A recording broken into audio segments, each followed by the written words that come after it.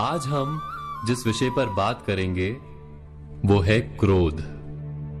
क्रोध वो भावना है जो हमारे सारे जीवन को घेर कर रहता है। क्रोध को ना उम्र की मर्यादा है, ना ही ज्ञान की। कब, कहां और किस कारण से क्रोध पैदा हो जाए वो कोई नहीं जानता। और जब क्रोध जन्म लेता है तो तुरंत ही विचार करने की शक्ति खो जाती है। बुद्धि पर अंधकार छा जाता है। वर्षों के संबंध पल भर में टूट जाते हैं। सारा जीवन बिखर जाता है।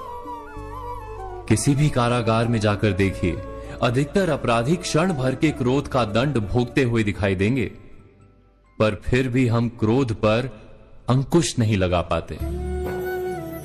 बार बार हम क्रोध ना करने का प्रण तो लेते हैं, पर बार बार हमसे क्रोध हो जाता है। ये क्रोध वास्तव में क्या है, क्यों जन्मता है और क्यों अंकुश में नहीं रहता? उदाहरण के लिए आप एक बालक को देखिए। उसे किसी वस्तु की इच्छा होती है और उस समय अगर उसे वो नहीं मिलती या कोई उसे भयभीत करता है तो वो प्रतिक्रिया देता है।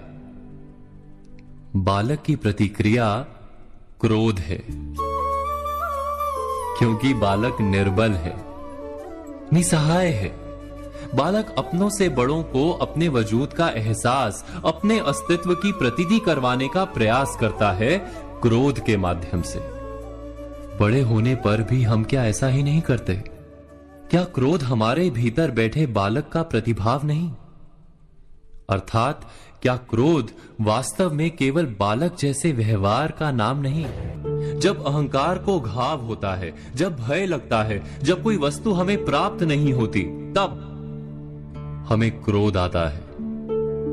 ठीक किसी बालक की भांति।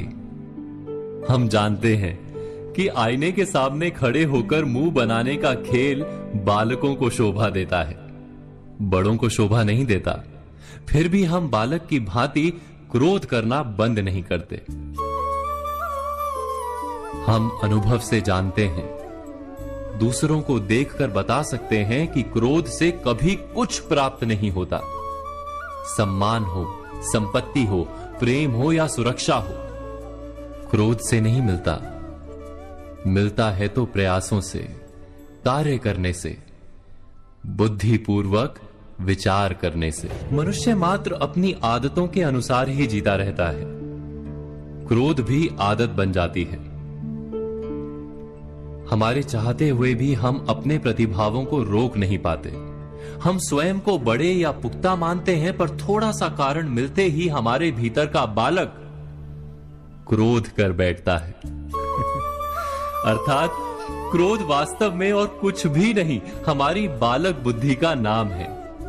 जैसे ही हम इतना स्मरण में रखें कि हम बालक नहीं, बालक जैसा व्यवहार हमें शोभा नहीं देता, वैसे ही क्रोध स्वयं ही बंद हो जाता है।